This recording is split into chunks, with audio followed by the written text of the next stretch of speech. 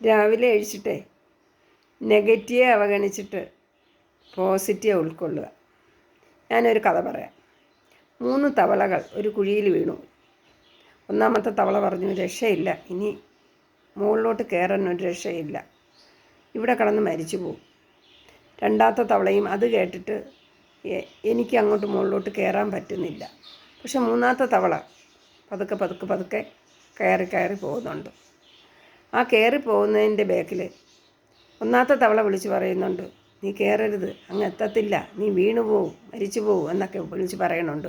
രണ്ടാമത്തെ തവളയും വിളിച്ച് പറയണുണ്ട്, നീ കയറരുത്. പക്ഷെ മൂന്നാമത്തെ തവള ആ കുഴിയിൽ നിന്ന് കരയിലോട്ട് കയറിപ്പോയി. എന്തുകൊണ്ടാണ് കയറിയെന്ന് അന്വേഷിച്ചപ്പോൾ ആ മൂന്നാമത്തെ തവള ചെവി കേട്ടില്ലായിരുന്നു. ഇവർ പറയുന്നതൊന്നും കേട്ടിട്ടില്ലായിരുന്നു. ഇത് നെഗറ്റീവുകളെ അവോയ്ഡ് ചെയ്യുക എന്നുള്ളതാണ്. നമ്മൾ നെഗറ്റീവുകളെ കേൾക്കാൻ ശ്രമിക്കരുത്, ഉൾക്കൊള്ളാൻ ശ്രമിക്കരുത്. പോസിറ്റീവായിട്ട് ചിന്തിക്കുക, മുന്നോട്ട് പോവുക. Thank you all.